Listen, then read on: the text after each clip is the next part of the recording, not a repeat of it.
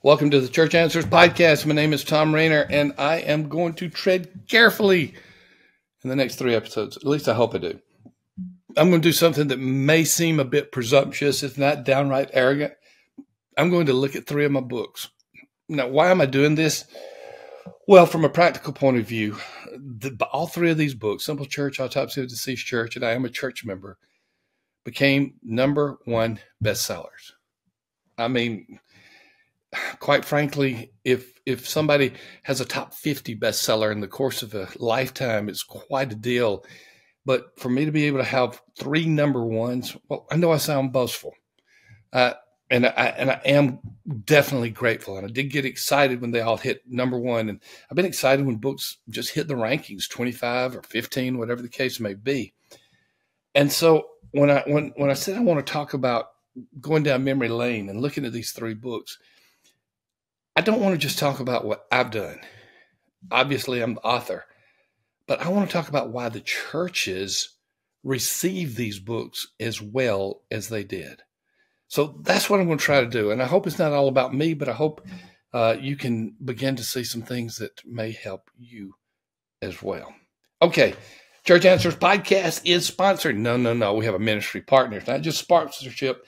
Cheney & Associates, the accounting firm for the church.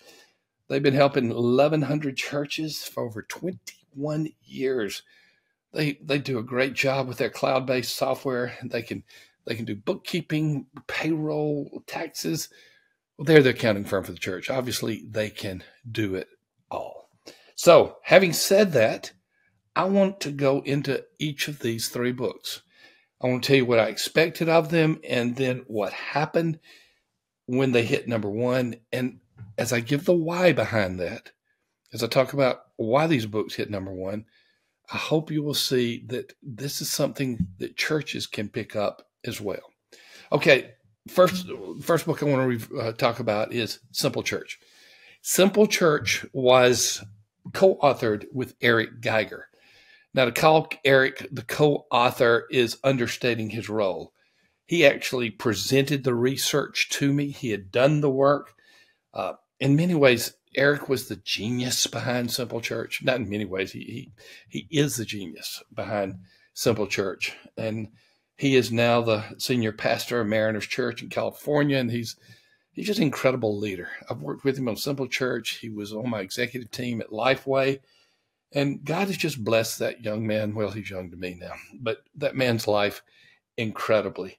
And so understand that Simple Church is not Thom Rainer. It began with Eric Geiger. I helped translate some of the stuff and get it into the language that I thought would be more acceptable into the church, but he's the genius behind it.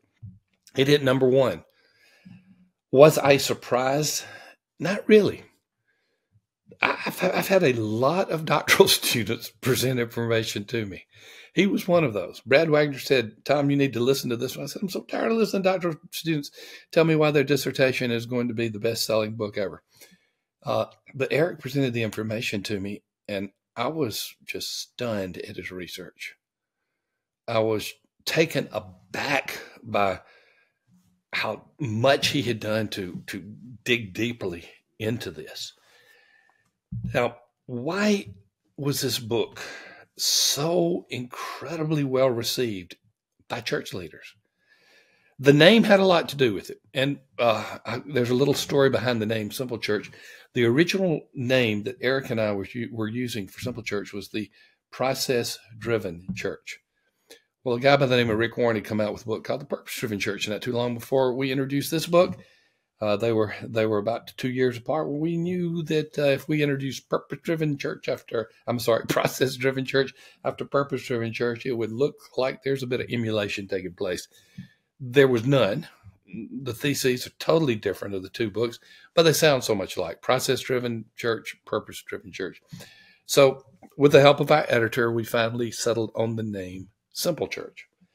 It's that name that I think had a lot of attraction, at least to get the book and open it and apply it, because many leaders are in activity fatigue, and so are the leaders and members both.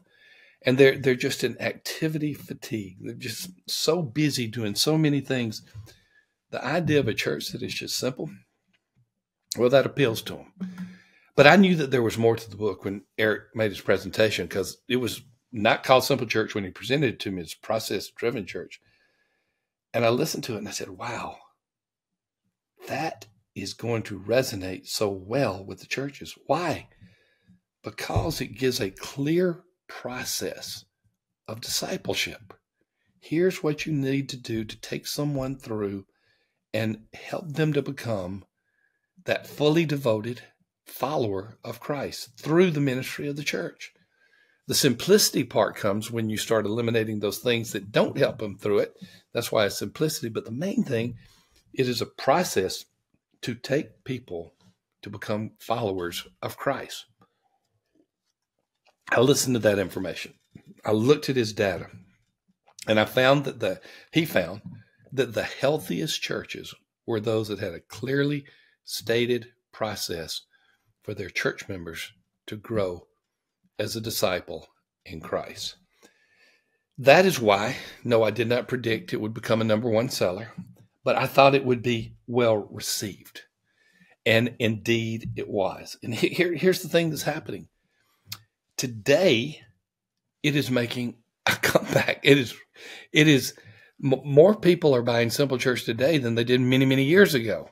When it first came out when it first came out 18 years ago, it was a deluge that was sold. But as many books get older, they have fewer sales. Well, it's restarted again. It's an incredible story, and more churches are discovering they need to have a process of discipleship in their churches. Does the book have flaws? Sure it does. Most of them were mine, not Eric's. I think that we made such a big deal over simple, and part of the simplicity was an area that we call focus, where you do those things in the church that add to the process of discipleship, and then you try to get rid of everything else. It was that get rid of everything else that caused some problems, because many church leaders would make changes and try to eliminate sacred cows within the church, if you will. And as a result, it got some leaders into hot water, into trouble. So I think that is one of the flaws of the book. I think another potential flaw is the path of discipleship needed a little more specificity. We needed a way to communicate it better to the church. I love the idea that Eric uses in the research, that the vision statement should also be the process of discipleship. You can read the book there. But when it was all said and done, his work was incredible. I had some areas that I could have done better in, but it became a #1 bestseller. Now, here's the thing about it. In 2024, this book was written 18 years ago. In 2024, the time of this podcast, we are introducing for the first time Simple Church consultations, called Simple Church Growth Certification. And it's just kind of amazing to me how this book has had such a long life. It waned a bit, but now it's coming back strongly. And we're having more and more people say, I want to help my church, and I want to help other churches become the Simple Church where they understand the process of discipleship. So was I surprised that it was a bestseller? Well, maybe #1, yes. But I wasn't surprised that it was so well received. When I saw Eric's research, I knew we had something. And I was so grateful he allowed me the opportunity to be a part of it. So thank you for letting me go down memory lane. Now, just remember this. The purpose of Simple Church is to help your church understand the process of discipleship and communicate it clearly. That is needed today. And so if you choose to get the Simple Church book, you'll still reap many of the benefits that people did 18 years ago. Well, thank you for being a part of the YouTube audience. For those of you who are viewing this, give us a thumbs up. Subscribe. Please subscribe. That's going to get the message and the word out even more. If you can just take a minute or two to just click on that subscribe button. For those of you listening on an audio app, I know everybody asks you for a review or a rating. Add me to that. And if you feel like you can do that, that's going to get the word out as well. Once again, we're going to take the series of podcasts this week, 3 of them, and we're going to look at my 3 #1 best-selling books. Again, I hope this is not an exercise in egoticity. I hope that it is an exercise in helping the church. You'll see the show notes have all the links for Simple Church. I really, quite frankly, if you haven't read it, I would encourage you to do so. Come back for the next review of my #1 sellers, Autopsy of Deceased Church. We'll talk about that more in the next episode. See you then.